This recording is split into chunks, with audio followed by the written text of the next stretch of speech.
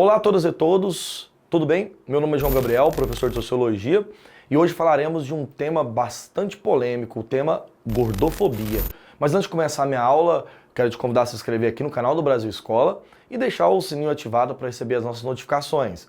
Toda vez que a gente lançar uma aula, você recebe aí instantaneamente. Eu quero começar a aula partindo de uma ideia bem interessante, de que o tema é preciso ser discutido, mas eu aqui já peço uma licença novamente, né? Eu sempre estou trabalhando aqui com alguns temas de ordem polêmica, mas que é preciso falar sobre o assunto, quem tem autoridade sobre o assunto. E na verdade, eu não sou gordo, eu não tenho esse problema de preconceito, sofrer esse preconceito, não. Mas eu vou falar aqui, tomando essa licença aí, né, dos nossos alunos que assistem, etc., que é um tema complexo e, particularmente, eu acredito, e é uma ideia minha, de que a gordofobia ela é tanto quanto prejudicial, quanto, por exemplo, uma alimentação desequilibrada. E partir dessa ideia é chegar numa tese que eu vou colocar aqui na aula. Então, destaque bem isso aí onde você estiver estudando.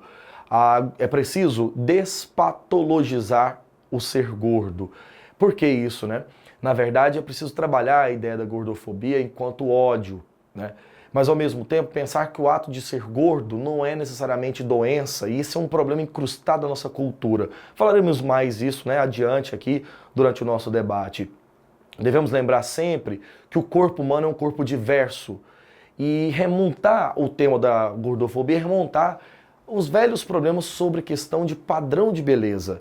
E isso é um tema de muita relevância para a gente pensar hoje aqui. Se nós pudéssemos tentar definir o que é gordofobia, né, a expressão ela não tem muito segredo, né?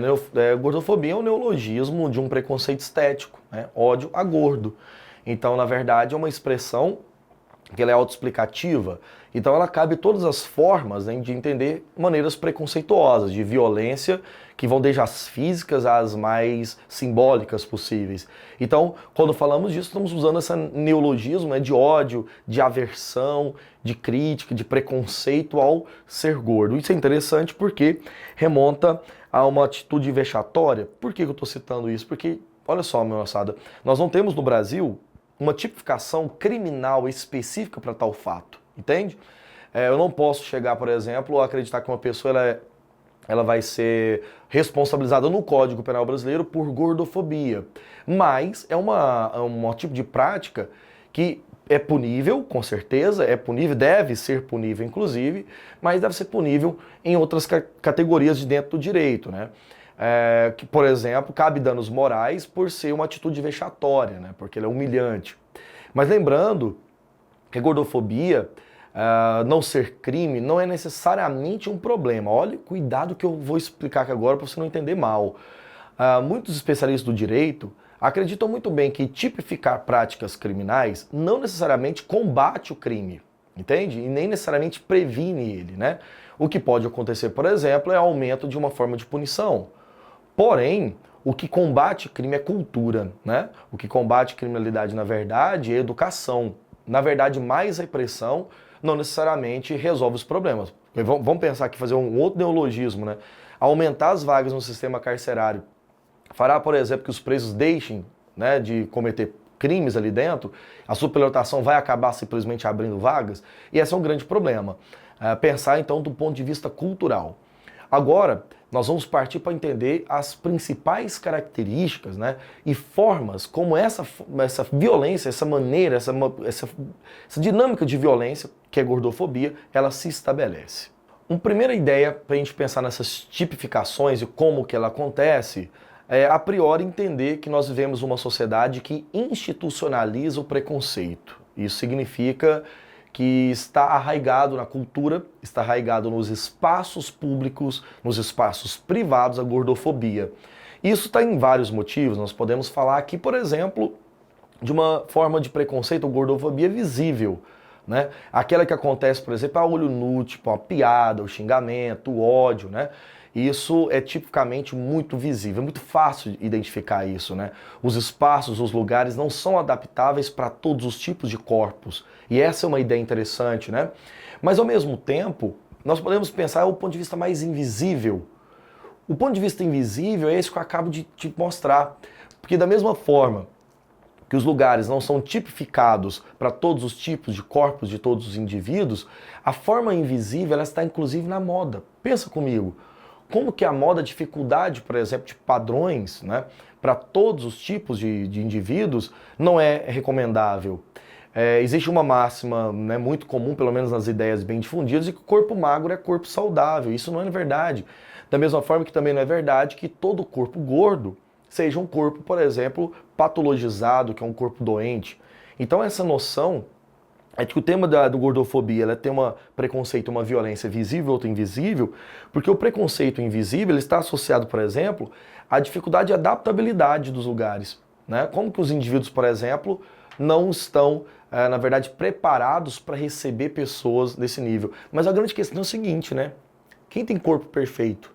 Quem tem aquele corpo que o padrão quer? Eu até lanço um desafio aqui, né? Já viu que toda empresa de beleza ou de estética, ou seja, de moda, de o que for, tende a considerar ou tende a buscar um padrão ideal que é inalcançável? Sabe por quê? Porque o inalcançável é aquilo que, por exemplo, gera muito consumo. Porque nós criamos algo que ninguém atinge, mas que todo mundo busca. E o buscar é extremamente móvel. Então, por exemplo, imagina na sua cabeça aí que a busca por um padrão perfeito, né? Ou pelo menos pela ideia, seja uma esteira. Uma esteira, quando você corre ali, corre, quando você está chegando perto do objetivo, te lançam mais alguns quilômetros. A moda muda. E é justamente nisso que é preciso entender. A gordofobia é um tema recente, porque ela está associada muito aos padrões de beleza contemporâneos. E por isso, para citar sobre o caso da moda, como nós estávamos falando, um desafio e uma, claro, dificuldade que se tem muito grande é sobre a cultura plus size. Uma cultura que recentemente vem ganhando aí mais força, né, dentro dos mercados, que é uma cultura que valoriza as diferenças corpóreas. E entre elas a afirmação do corpo gordo. As pessoas tendem a associar, por exemplo, com a pessoa gorda, ela é gorda por preguiça, né? Que basta então se esforçar. Cara, essa não é a questão. É preciso entender que nem todo corpo deve seguir um padrão de beleza estabelecido de maneira teórica. Por exemplo, hoje os autores que vêm estudando o tema gordofobia criticam muito o IMC, né? Que é o índice de massa corpórea e que vai medir, na verdade, por peso e altura, o que seria uma pessoa que está acima ou fora do peso, né? Acima ou abaixo do peso.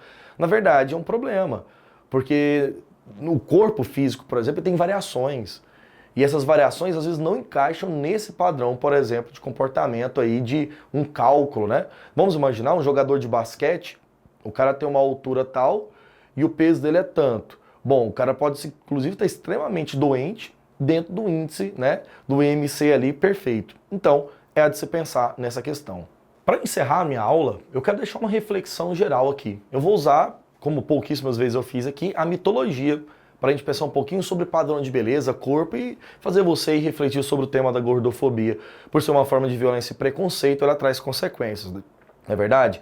Então vamos pensar no mito de Narciso, né? Muito bem escrito por Ovídio, né? Um poeta romano, que teorizou, na verdade, sobre a cultura grega de modo geral. Narciso era um jovem que nasceu amaldiçoado, olha que maldição, né? Ele nasceu o mais belo da Beócia, né? Região onde ele vivia. O mito de Narciso, ou também Narciso o Alto Admirador, está associado a um jovem que vai ser punido, né, quando ele vê a sua própria imagem. Você sabe, inclusive, que era a sua própria imagem. De cara com um rio, um poço de água, uma lâmina de água, Narciso se apaixona pela sua própria imagem. Vê ali toda a perfeição do mundo. O motivo? Porque ele era tão lindo, o mais lindo da Beócia, todo mundo se apaixonava por ele. Mas ele, como mais lindo, não pode ter paixão por ninguém assim. Porque, como ele tem toda a beleza, como vai se apaixonar por outra pessoa? O que Narciso faz? Despreza todas. Inclusive, uma das ninfas, né, que lá na mitologia aparece, Eco, aquela que ficou presa no meio das montanhas, punida e só repetia a última palavra de Narciso. Narciso, então, depois de uma bela caçada, ali diante, né, do espelho d'água, vê a sua própria imagem e nesse momento ele se apaixona. Vê que a imagem correspondia a tudo que ele fazia. Quando ele dava um sorriso, a imagem também sorria. Quando ele mexia o corpo, a imagem também. Não conseguia ficar longe dali, sentia saudade e sempre voltava. Toda vez que ele ia tocar aquele corpo, a imagem desaparecia. E Narciso, no final da história, morre ali, e no lugar onde ele morre nasce uma flor, que fica na mesma posição que Narciso, meio curvada diante da água. Moralzinha da história, porque você sabe que a mitologia tem moral, né? Moral da história é o desprezo, a autoadmiração, o ódio ao outro, por exemplo, essa capacidade de desprezar pela beleza, é um problema grave. Narciso morreu sozinho, morreu contemplando a própria beleza, que ele julgava ser assim perfeita. Fica aí a reflexão de um tema muito importante, um tema socialmente útil e, mais uma vez, uma forma, né, de preconceito a ser combatida. Volto no tema da aula para encerrar. A gordofobia é uma prática de violência, é uma forma de preconceito. Está presente em todas as culturas, presente há muito tempo. Mas por ser humana, foi criada por humanos, ela também pode ser desconstruída por nós mesmos. Fica aí mais um desafio lançado. É isso aí, pessoal. Foi essa a nossa aula sobre gordofobia. Se você gostou, um joinha aqui para mim e aquele comentário generoso aqui embaixo. Ressalto também aqui no final, para você, e se ainda não é inscrito no canal, se inscreva, não perca tempo. E também acompanha o Brasil Escola em outras redes sociais, vai no nosso Facebook, no nosso Instagram e no nosso Twitter. Lá também tem muito conteúdo. Temos aqui também na descrição do nosso vídeo links para você acessar e aprofundar os seus estudos. Eu aguardo você na nossa próxima videoaula. Um grande abraço.